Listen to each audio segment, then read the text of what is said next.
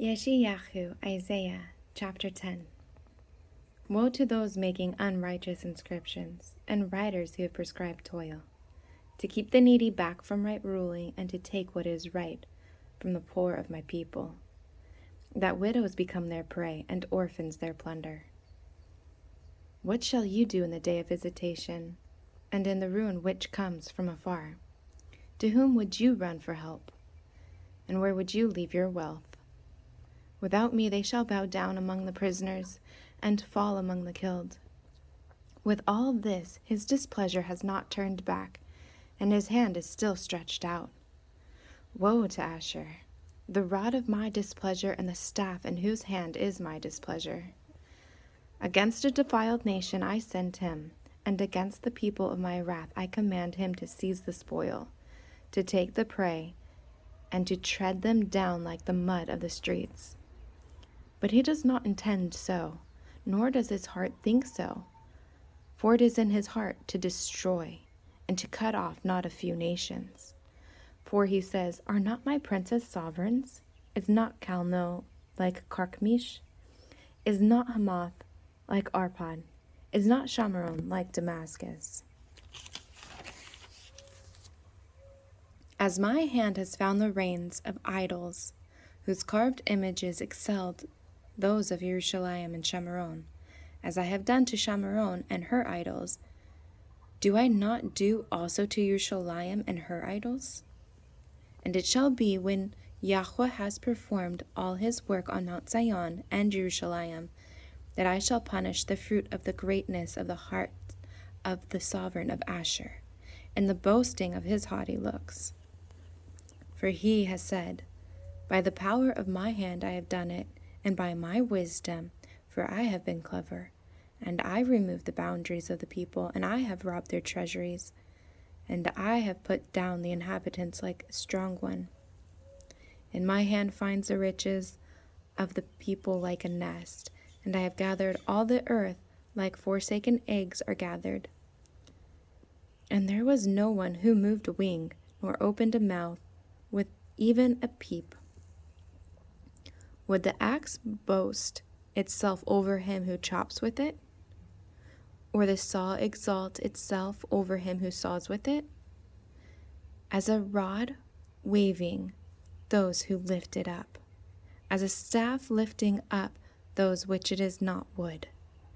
Therefore the Master Yahweh of hosts sends leanness among his fat ones, and under his esteem he kindles a burning like the burning of a fire.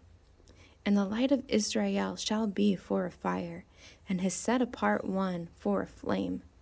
And it shall burn and devour his weeds and his thorn bushes in one day, and consume the esteem of his forests and of his fertile field, both life and flesh.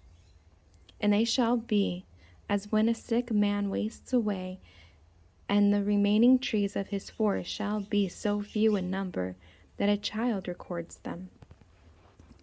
And in that day it shall be that the remnant of Israel, those who have escaped the house of Yaakov, never again lean upon him who struck them, but shall lean upon Yahweh, the set-apart one of Israel, in truth.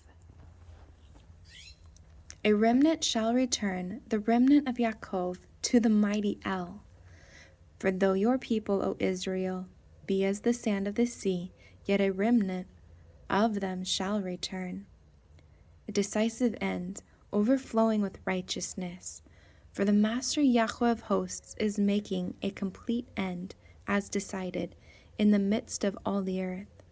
Therefore thus said the Master Yahweh of hosts, My people, who dwell in Zion, be not afraid of Ashur, who struck you with a rod and lifts up his staff against you in the way of Mitzrayim.